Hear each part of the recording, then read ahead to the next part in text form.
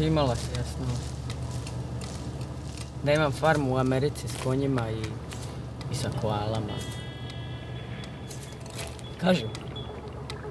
Ja sam doživjela u crtiću.